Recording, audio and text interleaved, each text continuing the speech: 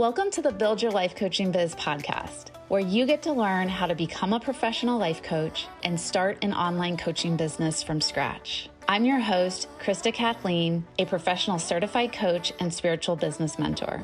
In 2016, I got divorced and left my full-time job as a registered nurse and decided to bravely answer my calling of becoming a life coach so I could help to change lives as I traveled around the world. And now I want to help you discover your purpose too. Having the freedom and flexibility to be your own boss and make as much money as you want right from your laptop will be one of the best gifts you ever give to yourself, your family, and the world. In these episodes, I'll give you real coaching combined with proven strategies and spiritual practices in order to help build your dream coaching business that feels perfect for you.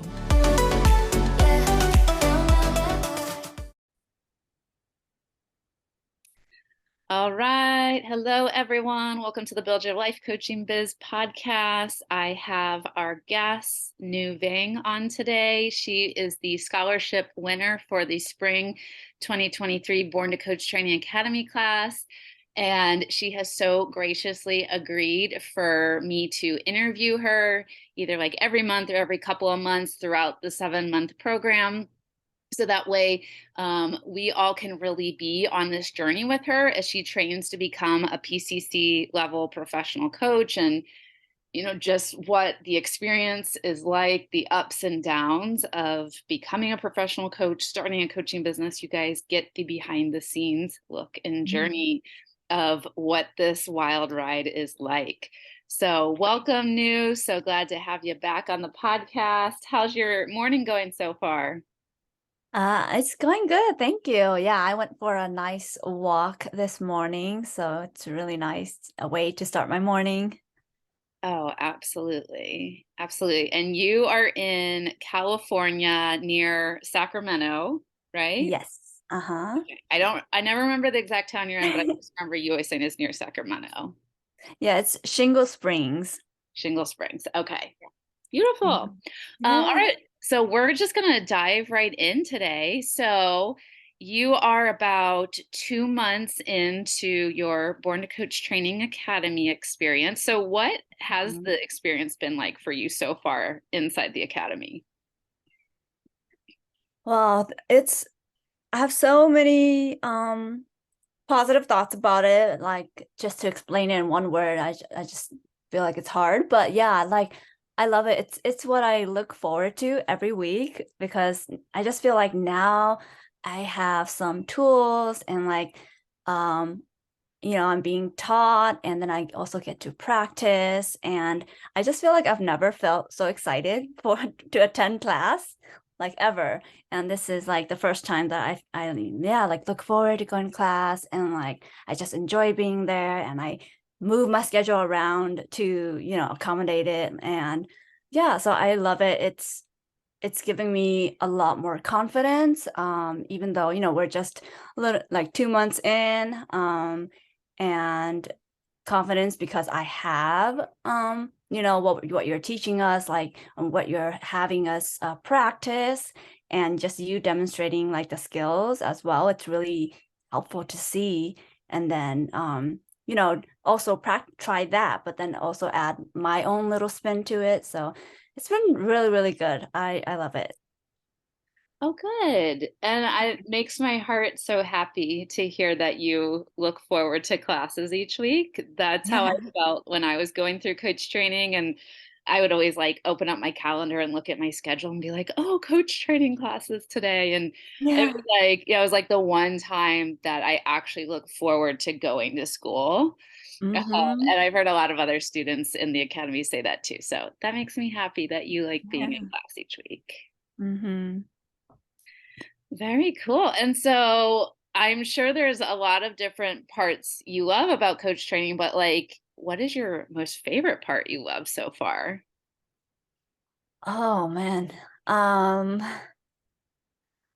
I really love the coaching labs, because it's one thing to just sit and learn and watch others, and then having the opportunity to coach, and use the skill that you learn is like that's what builds my confidence and build that muscle of and train my brain to actively listen and ask questions.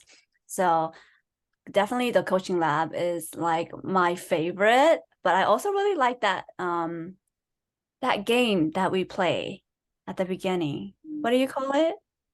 I think I Where just call it the coaching warm-up game. yeah, where we get to ask questions, practice asking questions. So to get into the mindset of a coach, like I love that game because it's also just as effective because we have a real life situation and we have to put on our coach hat on and think of a question to really help that person in the moment.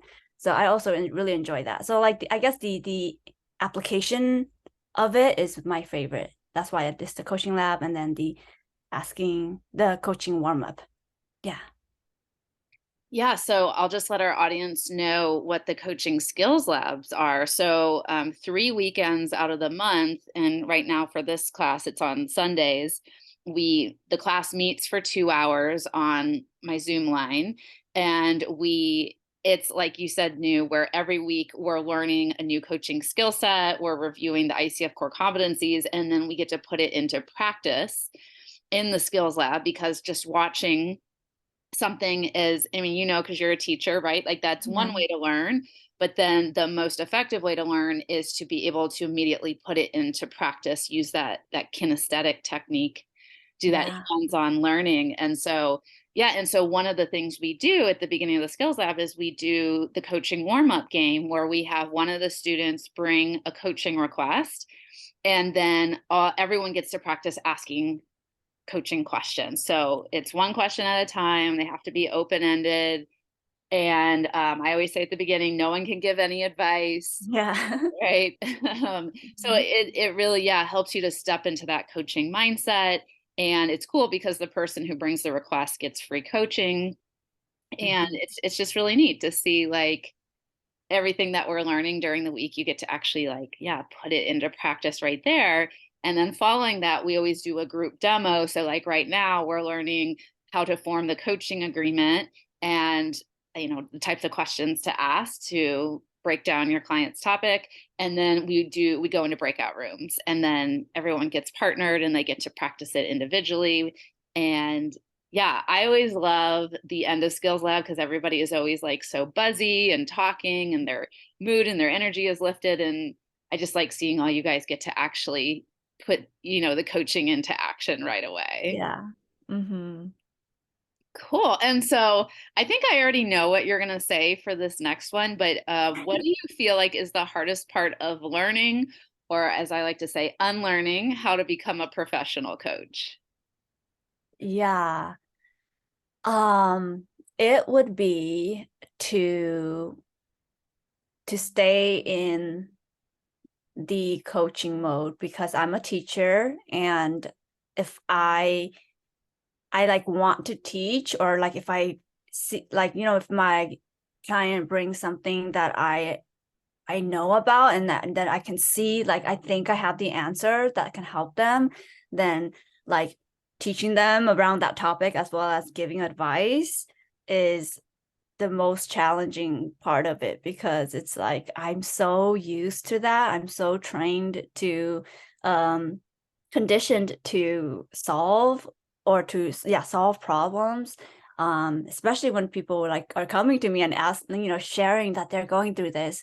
My automatic reaction is like, okay, like here's how I can help you. Like, let me help you, so I put my thoughts and my opinions, right, and my experience into that space. And trying not to do that has been the most challenging, but because I've been very, very intentional about it, I feel like I've been a lot better. I've gotten a lot better just over the past couple weeks. So yes, I'm very proud of myself for that. I thought at the beginning that was going to be very hard. But it's actually easier than I expected. But yeah, that's what I would say I struggle with the most.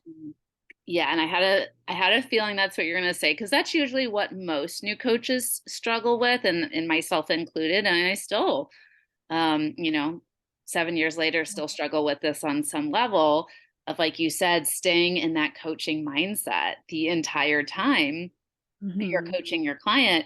And especially if you come into the training with a previous like type of background or a certain type of Yeah. college, like, I was a nurse, you're a teacher, um, Mm-hmm. we want to bring those roles in with us because that's how our brain is trained. But coaching is so different, as you're finding out, from any other type of role out there. Yeah. And we want it to be different because that's why people hire coaches, right? Um, Mm-hmm. but it can be so hard for our brains sometimes.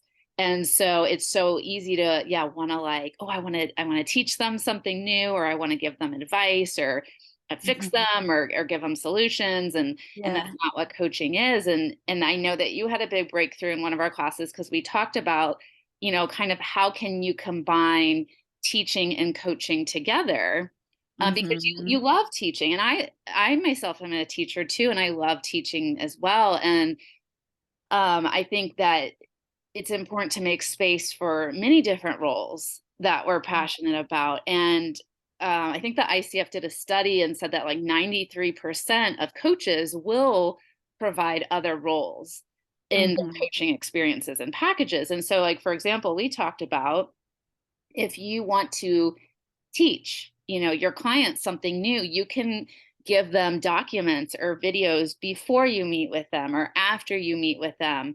I Yeah. know, like, one of my clients, she also was like, I really want to teach my clients. And I said, well, how about you create YouTube videos? And Mm-hmm. she wants to teach about like moon cycles and spirituality. And I was like, well, how about you create YouTube videos about around popular topics that your clients are struggling with or asking for help around. And then after the coaching session, you can send them those videos, as additional resources. And then that way you're not muddying up the coaching session, but you're still able to teach and provide them additional resources. And so, what was the breakthrough or the realization you had for yourself around how can I still provide teaching like while offering a coaching package? Yeah. I really liked that just the reframe of you can still that I can still teach as a coach, because I think before that I was like I can't teach anymore, like I just have to coach, and like I felt very restricted in that way. But after talking during that class, it provided me the reframe that like I my coaching business doesn't have to just be coaching. It can include um I do master classes, right? I could do like master classes on the side.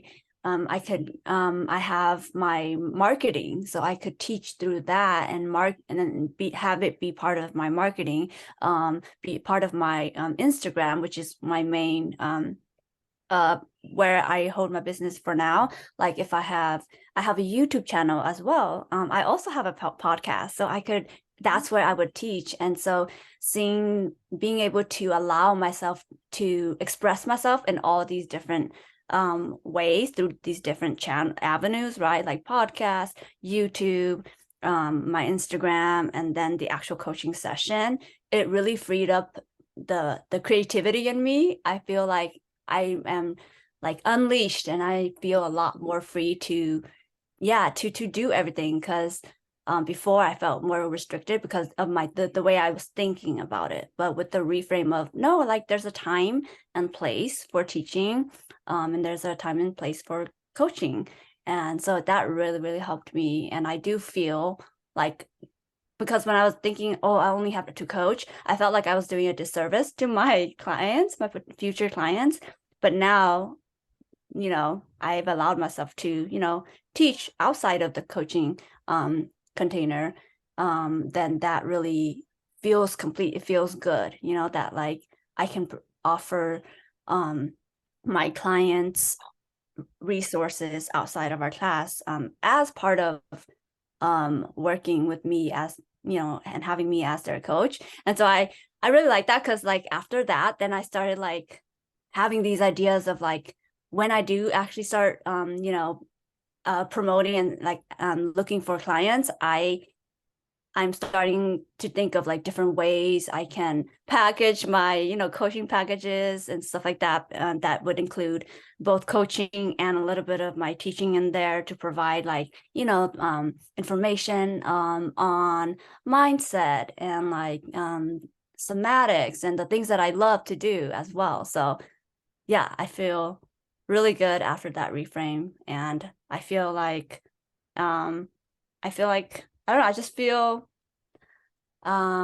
free to, and that like I can express all of who I am and not feel like I can only coach and I can only be a coach. Yeah. Yeah. I hear so much relief and ease in your voice than like a Yeah. couple weeks ago when I know Mhm. that, yeah, you were trying to figure this out. And absolutely, like there's such a big part of you that's a teacher, like I said, myself as well. And yeah, you want to feel like you have the freedom to express that. And teaching is such an act of service and such a beautiful gift to give to others. So finding creative ways to combine that in your offerings, I think it's such a great idea. I also think it makes the coaching more valuable as well, Mhm. right? Like coaching alone is really valuable. If someone wanted to just, like offer like a 3-month coaching package and 12 sessions and support coaching in between, like that's Mhm. great on its own. But then if you want to throw in like you get, 6 modules and then you get Yeah. like mindset exercises and you can like kind of throw in those other like juicy offerings, I think it just like is like the cherry on the top for Yeah. making a really awesome transformational, package to offer people. Yeah. Hmm. Yeah, cool. Okay. And then what is something surprising that you've learned about yourself so far when learning to becoming a coach? Um, I might have mentioned this in our first time we did the podcast, but I think it's still I realize how much um I wanted to solve people's problems for them and how that has brought like so much stress and worry into my life because I'm taking on the responsibility and I wasn't really consciously aware of that before until like until this class and training and really seeing the other side of it and seeing that other people have the power, have the knowledge, and have what actually would work for them instead of me over here trying to solve their problem from like my brain, right? My lived experiences. So yeah, that was the most um shocking and surprising and helpful realization that I had about myself. And now that I'm conscious of that, I definitely have like shifted away from that slowly. I still recognize that like I still try to to I noticed the urge to do so, but with that awareness, I've been more conscientious around, oh, like, let me just not like not jump in there and like save them. I think I did a lot of saving and I wasn't aware of that. But now I am, and I think it's a lot better for the other person anyway. And also better for me because less stress, less worry. Like I don't feel responsible if like something good or bad happens through me trying to help them. Then like if I tell them, oh, you should do this, and they go and do it and it doesn't turn out well, then I would like blame myself. And they would probably also blame me. And so I just feel like it's just a lot better all in all to empower others to make to take control of their life and to empower them to find the solutions and then take ownership of how their life turns out. And I'm just really there to guide them. So yeah, I think I answered your question right. Yeah, that's a big one. And that's something that a lot of, new coaches are also working with, struggling with, learning how to do, again, myself included. And yeah, we put so much pressure on ourselves to get people results fix them, save them, give them Yeah. the perfect solution or advice or answer. And really, when we do that, we're interfering with the process. It's almost like the caterpillar in the cocoon, Mm, right? And when yeah. it's in the cocoon, it's growing, it's resting, it's transforming. And if we try to like rip open the cocoon, it's going to die. It's not going to turn into a Yeah. butterfly. And so I see Mhm. that happening with a lot of coaches as well, is where we think that, oh, we're helping people by, yeah, let me jump in, let me fix you, let me tell you what to do. And when really we need to lean back and we need to give space for the other person to rise and to step into their power and realize their greatness, realize the tools they already have inside of them and the Yeah. resources available to them, and that we're not supposed to do that work for them, because if we Yeah. do, that's taking away their confidence and their self-esteem. And it's a really hard thing to learn. And I do feel like it takes years and years of training to really be able to not only understand it, but embody it Mhm. energetically too. Yeah. And it is definitely a more advanced coaching skill, but it makes me happy Mm. that like you're already getting the awareness of like where you saw yourself doing it previously, and now you're starting to see how to shift that so that way you can serve your clients even better. Yeah, like I just have to have that going into the session, just have that intention and that trust that my client got this, you know? Absolutely. Yeah. One of the greatest things you can do for your clients is trusting them. Trust that Hmm. they'll figure it out. They'll find the answer, and that you can guide them and ask the questions and listen, but you literally cannot do the work for them. They have to do the work themselves. Just as I always give the analogy is like the personal trainer. When you go to the gym, Hmm. the personal trainer does not do the exercises for you. Yeah. If the personal trainer is doing the exercises for you, you're you're not going to get strong. Your muscles aren't going to Hmm. grow. You're not going to lose weight. It's the same Yeah, with coaching. If the coaching's doing all the work for the right. client, you're not going to develop, you're not going to grow. So uh, Yeah, and I like how I think you told us that it's not only hard for us, it's probably going to be hard for our clients too to use a different part of their brain that they were never really challenged to use. So I think also understanding that it's hard for them to like maybe have to think about it really deeply and instead of just saying, I don't know, you know, because that's such a default of like, I don't know. I don't know what to do, you know?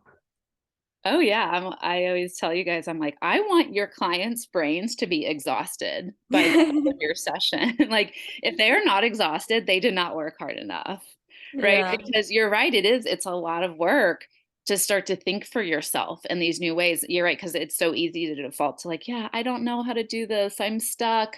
I'm a Mhm. victim. This sucks. Everyone else has it figured out. Like, right? Like, and you're Yeah. like putting an end to that. And you're like, no, you can do this. We're going to help you figure this out. We're going to do this Yeah. together. And yeah, they're literally using a new part of their brain. They're rewiring their brain. It's energetically exhausting, but it's also going to get them to a new place in their life. And it's a very beautiful process. Yeah. Okay, my next question for you is, so I sent you the list of questions ahead of time, and you're probably like, Krista, why are you going to ask me this question? But I think it's really important to talk about failing on Uh-huh. on the way towards the success journey, and a lot of people don't realize that failing is important. It's a big part of success. It's an important part of becoming a coach and starting a coaching business. So I would like to hear from you. What do you feel like you failed at recently? Um, do you want it to be related to coaching or just life in general? I mean, you can tell me if whatever you think is most important to share on the podcast and what our listeners need to hear, that's what needs to be shared. Um, yeah, recently I've been really like I have a human design business, reading business going on. And before that, I also have like a self-love online course that I have. And I think my one of the most recent I guess failures along the way is when I launched my first course, and that was my first like ever offer. um it didn't, like, no one bought, right? And no one, and still to this day, like, there's no sales on that course. And I think um but like, so that in a sense is a failure, right? But I've learned from that of like why it probably didn't sell.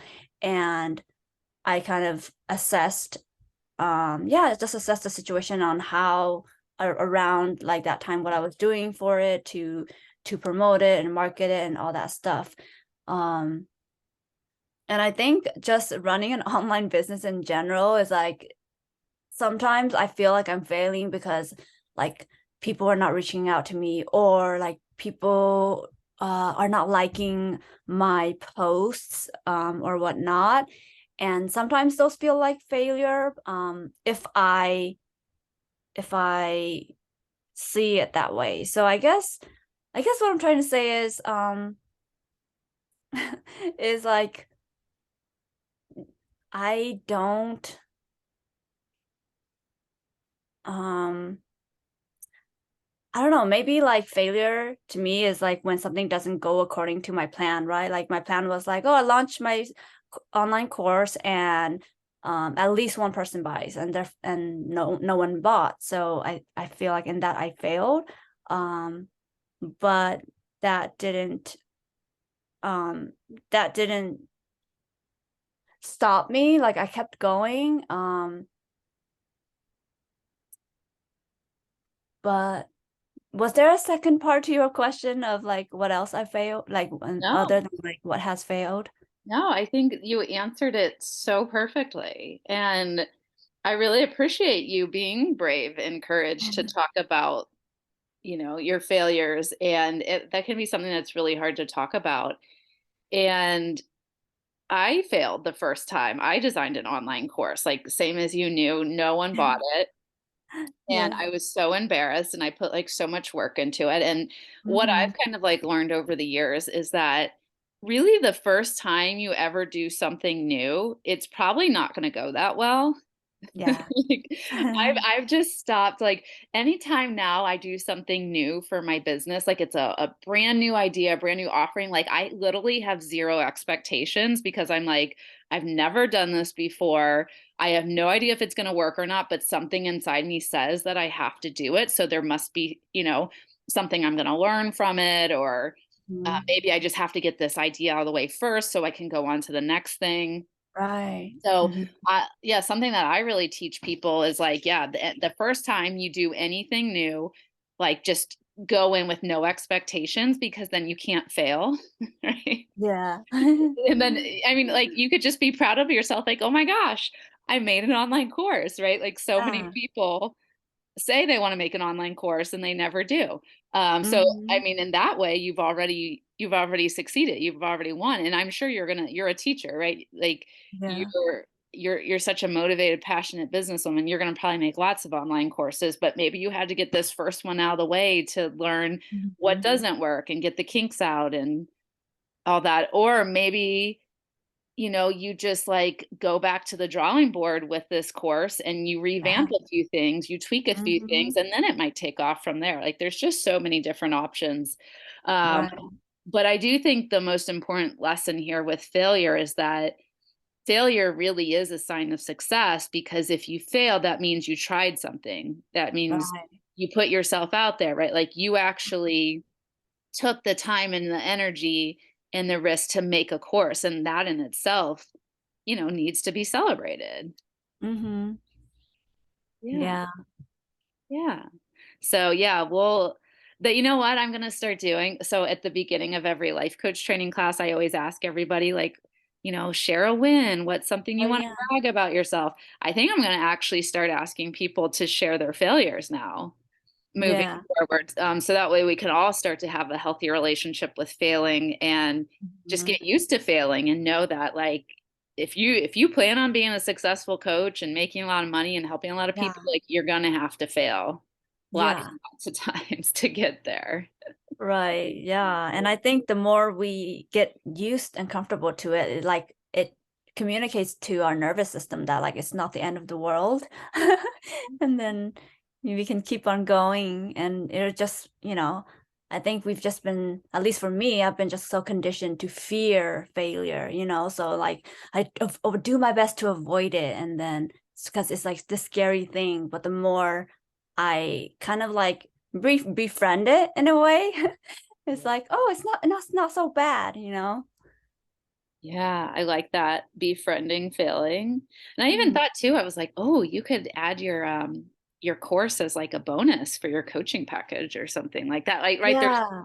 there's so many other different ways to sell and use things that maybe didn't, sell or turn out the way you thought it would. So that's just Hmm. an idea you No, could put on the I've table. definitely thought of that because especially for clients who come to me who have like a lot of like, because it's on self-love, a lot of those challenges, like in the course I teach a lot, so that would be like perfect background for them, so that when they come to the sessions, they already have like knowledge that like we can work off of.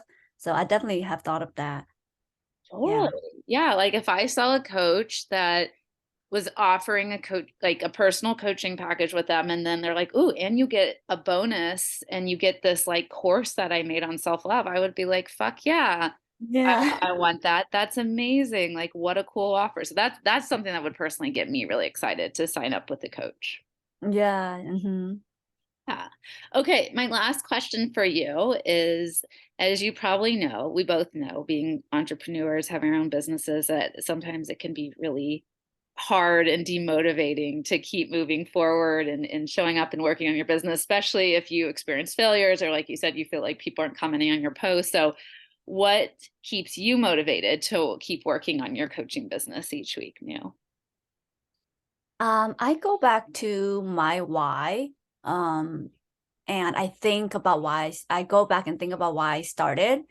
And I go back to who I was because I'm becoming who I want, who I wished I had when I was going through my tough times. So I think it's really easy for me to go back to that version of me who was like stuck and feeling lost, feeling like no, like there's no one out there to help me. And I know that there's a lot more of those people out there, especially in my mom community. So I feel like I may be experiencing like lows in my business, but it's nothing compared to, what I was experiencing back then. And just thinking about like all the people who are waiting for me to share my voice, share my magic, share like offer to help them and reach them in some capacity.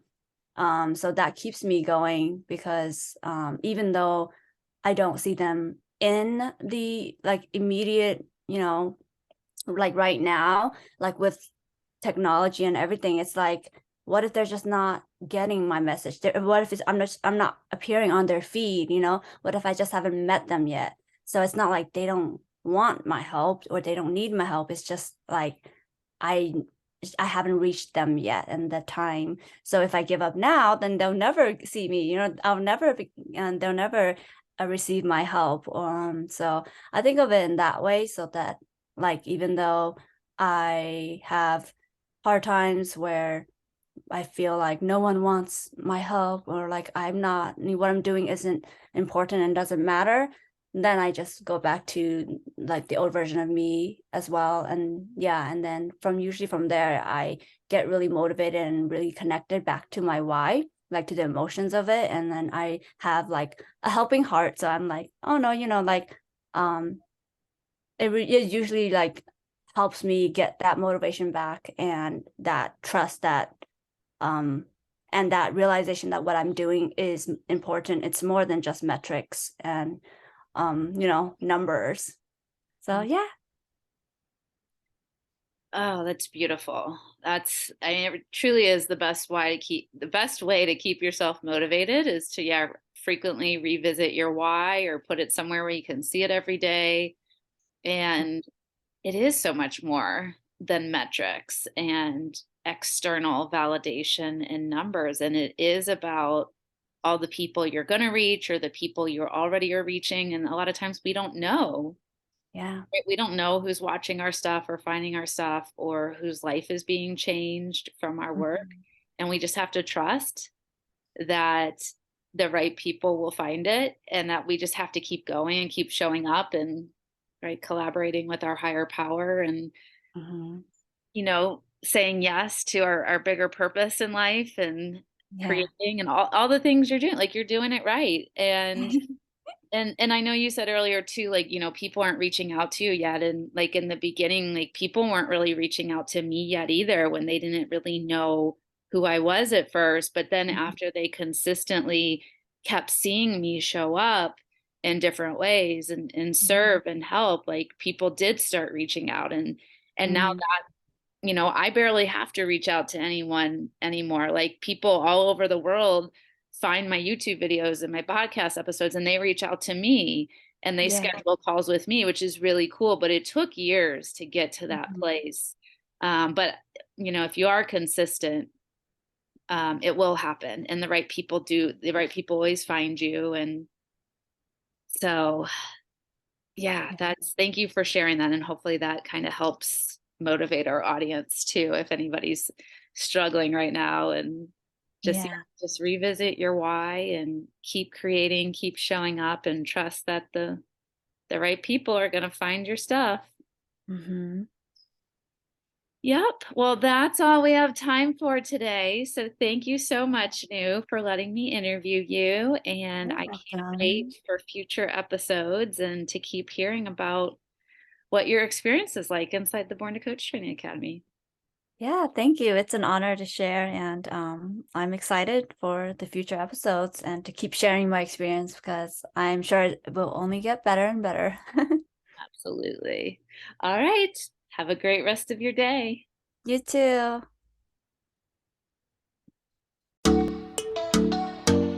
I'm so grateful that our paths have crossed at this time. And if you're ready to up-level your coaching skill set and learn how to confidently coach at the transformational PCC level in order to help your clients get bigger breakthroughs and better results, then join our Born to Coach Training Academy at buildyourlifecoachingbiz.com/certification.